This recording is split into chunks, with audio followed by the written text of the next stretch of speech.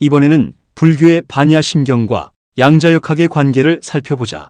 먼저 반야심경을 현재 고전물리학적인 지식 수준에서 AI는 어떻게 보고 있는지 간단히 살펴보고 가자. 안녕하세요. 오늘은 불교의 중요한 경전 중 하나인 반야심경에 대해 말씀드리겠습니다. 반야심경은 짧지만 그 깊이는 매우 심오한 경전으로 불교의 유체인 공사상을 중심으로 전개됩니다. 여기서 반야는 지혜를, 심경은 핵심 경전을 뜻합니다. 이 경전은 모든 현상은 본질적으로 공하다, 즉 실체가 없다는 것을 설하고 있습니다. 색즉시공 공즉시색이라는 구절이 이를 잘 나타냅니다. 여기서 색은 물질 세계, 공은 비물질적 본질을 의미하며 물질과 공 둘 다 결국 같은 본질을 가지고 있다는 사실을 말합니다. 이 가르침은 집착에서 벗어나고 삶의 고뇌를 해소하는 데 도움을 준다고 합니다. 반야심경은 단순한 암송이 아니라 깊은 명상과 실천을 통해 체득해야 하는 경전입니다. 시간이 되시면 한번 읽어보시고 이 심오한 가르침이 전하는 메시지를 느껴보시길 권합니다. 감사합니다. 역시 큰 내용은 없다. 그런데 최근에는 양자 불교라고 해서 양자역학과 불교를 연계시키는 노력이 계속되고 있다. 그래서 불교의 반야심경과 양자역학의 관계도 AI에게 간단하게 물어보고 가자. 안녕하세요. 오늘은 불교의 반야심경과 양자역학의 관계에 대해 간단히 알아보겠습니다. 반야심경은 모든 것이 공하다는, 즉 실체가 없다는 가르침을 담고 있습니다. 양자역학의 세계에서도 모든 물질은 고정된 실체가 아니라 관찰에 따라 변화하는 확률적 상태로 설명됩니다. 예를 들어 양자역학의 관찰자 효과는 관찰자가 현실에 영향을 미친다는 점에서 반야심경의 공 개념과 유사하다고 볼 수 있습니다. 또한 양자역학에서는 모든 입자와 에너지가 연결되어 상호작용하며 존재한다는 점이 반야심경의 색즉시공, 공즉시색 가르침과도 맞닿아 있다고 말할 수 있습니다. 과학과 철학은 서로 다른 언어로 표현되지만 거대한 우주의 본질을 탐구한다는 점에서 흥미로운 공통점을 발견할 수 있습니다. 지금까지 불교와 양자역학의 관계에 대해 알아봤습니다. 감사합니다. 여기서도 아직은 반야심경과 양자역학의 관계를 정확히 기술하지 못하고 있다. 이는 양자역학의 핵심인 전자의 성질을 알면 아주 쉬운 문제이다. 이에 관한 자세한 내용은 본 연구소가 발행한 반야심경에 관한 책을 참고하면 된다. 먼저 반야심경의 기초를 보면 반야심경의 원전인 반야경은 반야바라밀다에 대한 내용을 가진 총 600권 분량의 방대한 경전이다. 이 경전을 260자로 줄인 경전을 반야심경이라고 한다. 반야바라밀다를 산스크리트어로는 프라즈냐 파라미타라고 한다. 이 의미는 지혜의 완성 또는 초월적 지식을 의미한다. 즉, 반야심경은 인간의 지혜를 완성할 만큼 어렵다는 뜻이고, 이를 다시 말하자면 인간이 생각하는 범위를 훌쩍 뛰어넘어서 인간의 초월적인 범주에 속하는 지식이라는 뜻이다. 이는 자동으로 인간이 볼 수도 없고 들을 수도 없고 느낄 수도 없는 미시의 세계를 암시하고 있다. 이는 또한 자동으로 미시의 세계를 말하는 양자역학을 암시하고 있다. 이는 반야심경이 얼마나 어려운 260자로 구성되었는가를 말해주고 있다. 한마디로 반야심경은 이만큼 어려운 260자이다. 또한 프라즈냐 파라미타는 실제의 본질을 보는 완벽한 방법이라고도 말한다.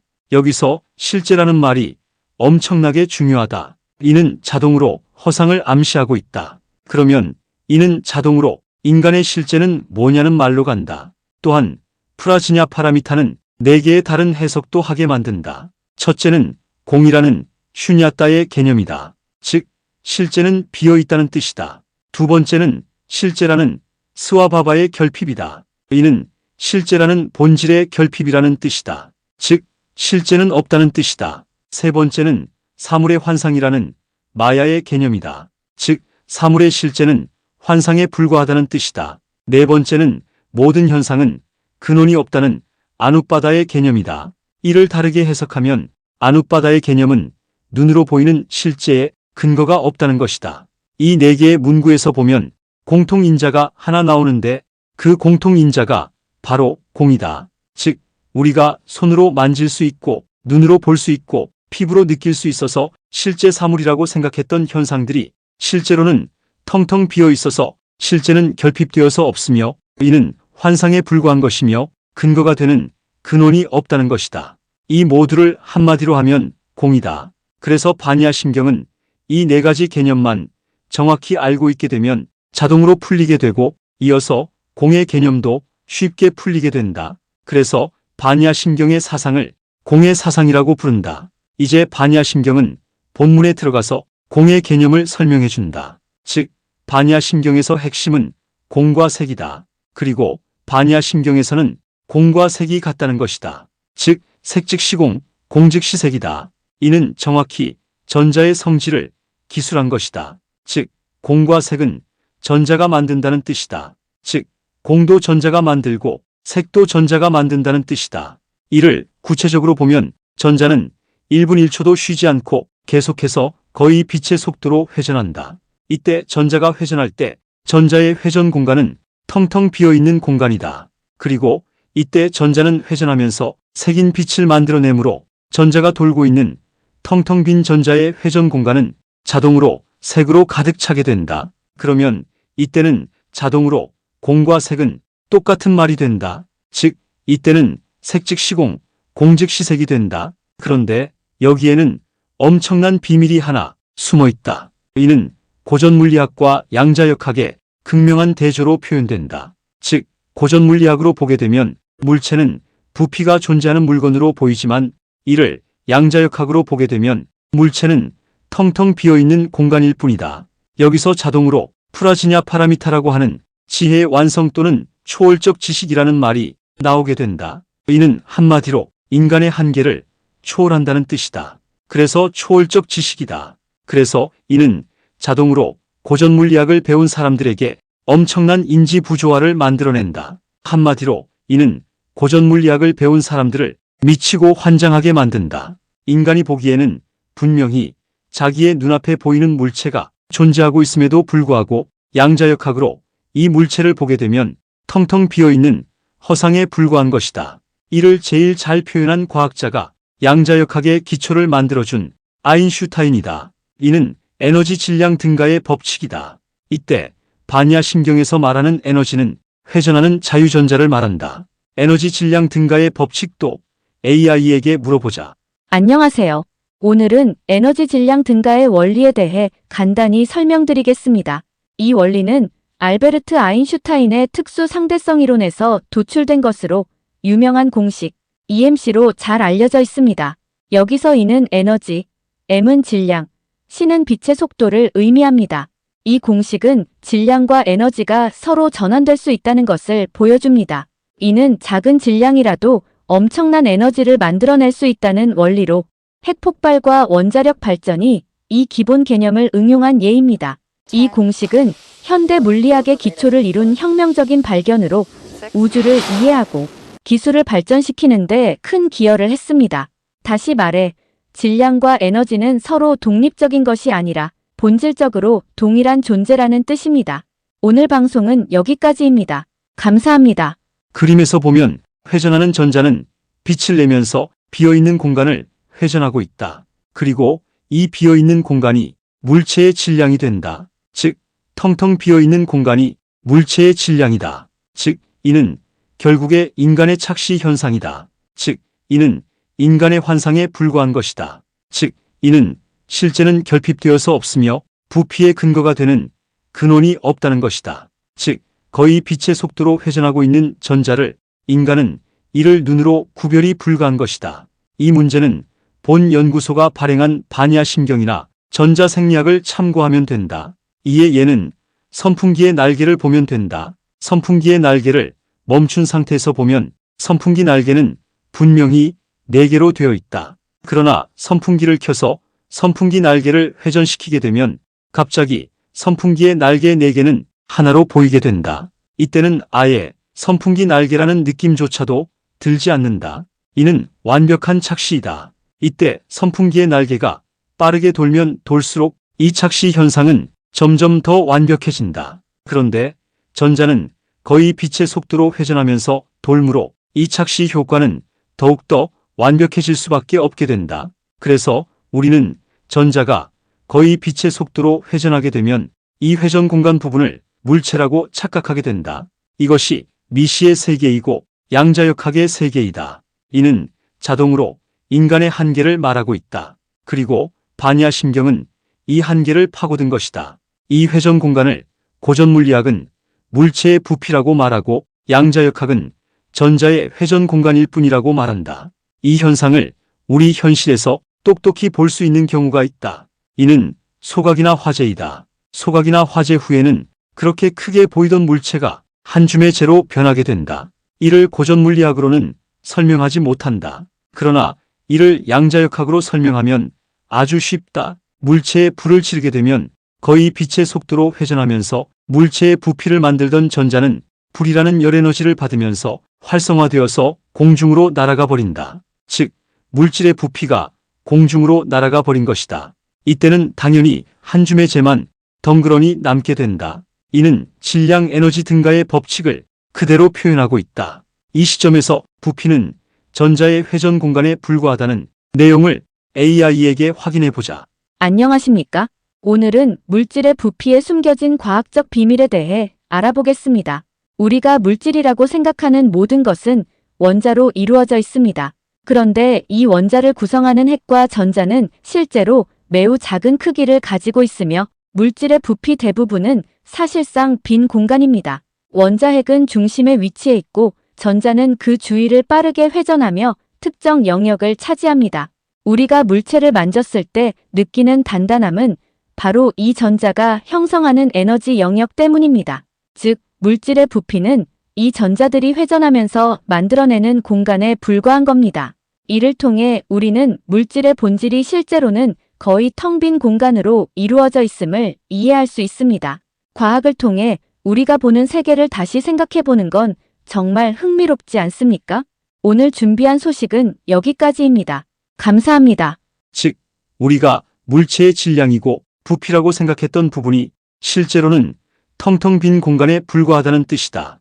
여기서 놀라운 사실은 봄 연구소가 발행한 반야심경을 보면 알겠지만 이런 사실들을 반야심경을 저술한 사람들은 이를 이미 2570년 전에 정확히 알고 있었다는 사실이다. 반야심경의 자세한 내용도 따로 영상을 제작할 것이다. 반야심경이 알고자 했던 주요 문제는 인간이란 어떤 존재인가이다. 그래서 낸 결론이 육체라는 에너지 덩어리를 신경을 통해서 소통하는 자유전자라는 에너지가 다스린다는 것이다. 그래서 반야심경은 인간의 육체를 가지고 노는 유일한 존재를 한 가지로 결론짓게 된다. 그리고 이 유일한 존재는 영원불멸한 존재라는 것이다. 물론 이때 이를 전자라는 용어를 써서 표현하지는 않았다. 그래서 양자역학을 이해하고 나서 반야심경을 보게 되면 반야심경은 양자역학을 너무나도 잘 표현하고 있어서 믿기지도 않고 인지부조화가 아주 심하게 일어난다.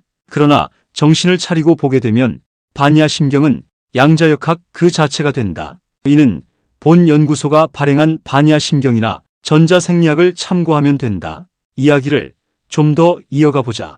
인간이 사는 세상에서 인간이 볼 수 있고 만질 수 있고 느낄 수 있는 물체는 모두 부피와 색을 가지고 있다. 그러면 부피도 회전하는 전자가 만들고 색도 전자가 만들어내므로 그러면 우리가 사는 세상을 지배하는 인자는 자동으로 전자가 된다. 이는 양자전기역학으로 노벨상을 받은 파인만의 말이 생각나게 한다. 즉, 우리에게 친숙한 대부분의 자연현상은 끔찍하게 많은 수의 전자가 서로 얽혀서 일어나는 현상이며 우리의 지능은 매우 단순하여 그 복잡한 상황을 따라갈 능력이 없다. 이러한 처지에서 우리가 할 수 있는 일은 그 복잡한 상황을 대충 그려낼 수 있는 이론을 개발하는 것이다. 이는 정확히 이 세상은 전자가 지배한다는 사실을 명확히 말하고 있다. 반야심경에서 반야는 현상에 대한 실제의 본질을 이해하는 현명함이다. 여기서 실제의 본질은 만물을 구성하는 기본 입자인 전자라는 사실을 상기해보자. 이번에는 바람일을 보면 바람일은 완성한다는 뜻이다. 이는 당연히 전자가 사물을 완성한다는 뜻이다. 전자는 성장인자도 되고 사멸의 인자도 된다는 사실을 상기해보자.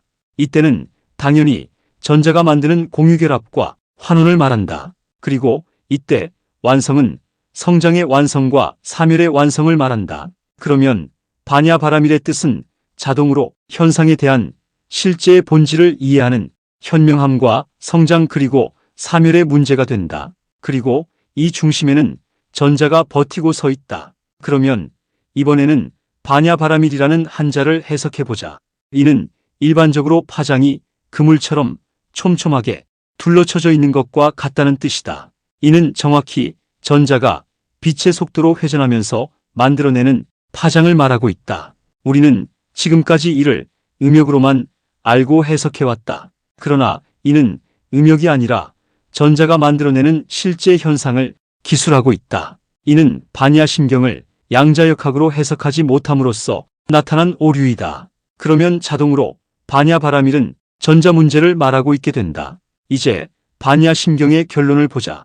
이 전자라는 기본 입자는 늙지도 않고 죽지도 않는 존재이며 단지 조립과 분해를 영원히 계속하는 영원불멸의 존재이다. 이 사실이 반야심경의 최종 결론이다. 즉, 반야심경은 양자역학의 요약본이다. 여기에 무슨 말을 더 보태겠는가?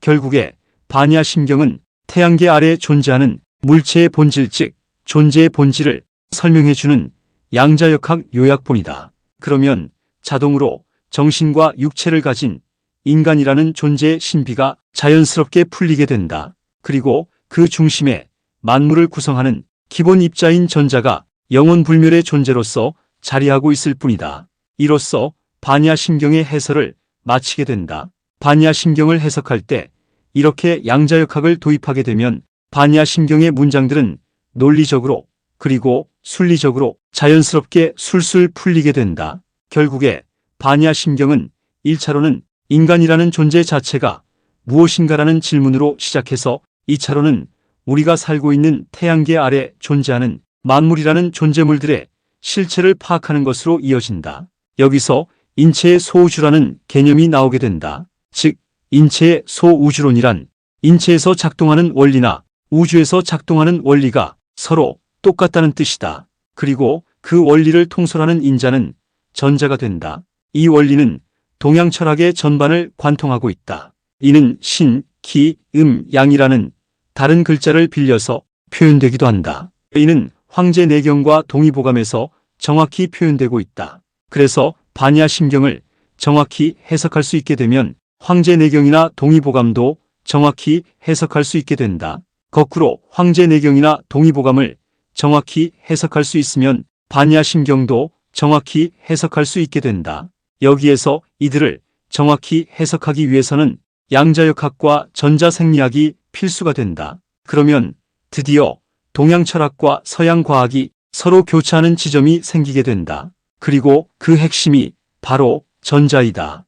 여기서 전자는 좀 더 파고들게 되면 자유전자가 된다. 그리고 자유전자는 에너지의 원천이다. 이는 동양 철학에서 기의 개념이다. 그래서 신, 기, 양, 전자 에너지는 똑같은 말을 반복하고 있는 셈이 된다. 이 문제의 범위를 좁혀서 보면 한국에도 이런 한국에 한정된 고유의 철학이 존재한다. 이는 바로 천부경이다. 천부경도 양자역학을 도입해야만 정확히 풀리게 된다. 이런 이유로 천부경의 해석도 중구난방이 되고 있다. 그러나 천부경도 양자역학을 도입해서 풀게 되면 체계적이고 논리적으로 해석된다. 사실 파이만이 말했듯이 자연현상을 전자로 풀면 아주 쉽게 논리적으로 풀린다. 그러나 지금은 고전물리학의 오만과 방자함 때문에 많은 부분이 엉망진창이 되고 있다. 이는 본 연구소가 발행한 전자생리학을 참고하면 된다.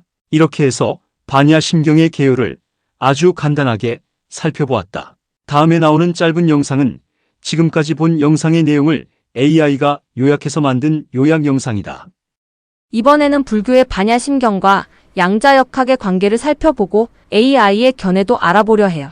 최근에 양자불교라는 개념이 떠오르면서 두 분야의 연결을 시도하는 노력이 이어지고 있어요.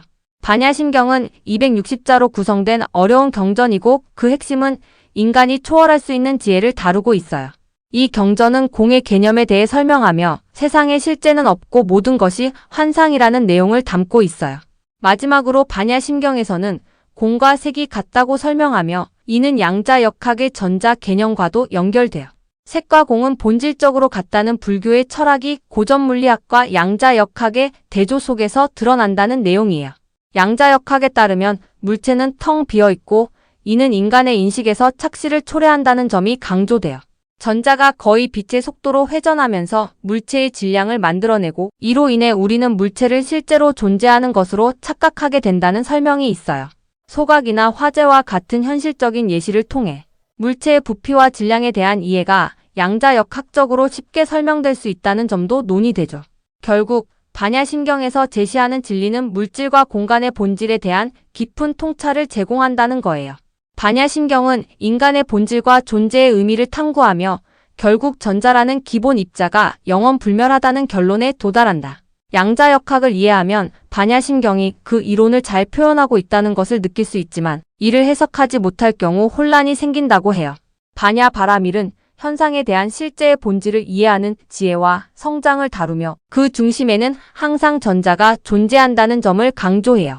결국 반야심경은 존재의 본질을 설명하는 양자역학의 요약본으로 인간의 정신과 육체의 신비도 쉽게 풀리게 된다고 말해요. 반야심경은 인간 존재와 우주의 실체를 파악하는 질문으로 시작해 인체의 소우주론으로 이어지며 이 두 시스템의 원리가 같다. 이 원리는 동양 철학 전반에 깔려 있고 황제 내경과 동의보감에서 잘 설명되며 서로 해석하기 위해서는 양자역학과 전자생리학이 필요하다. 결국 전자와 에너지는 동양 철학의 기 개념과 연결되어 있으며 한국의 고유 철학인 천부경도 양자역학을 통해 명확히 해석될 수 있다. 이렇게 반야심경과 천부경의 개요를 논리적으로 이해하는 데는 과학적 접근이 중요하다는 점을 강조했다. 지금까지 말한 내용에 관한 정보는 네이버 카페 DJO 동양의철학연구소 사이트를 참고하면 된다. 지금까지 내용이 쓸만했다면 구독을 꾹꾹 눌러주시고 알람 설정까지 해주시면 감사하겠습니다. 그리고 좋아요는 보너스겠지요. 그럼 다음 영상에서 뵐까요?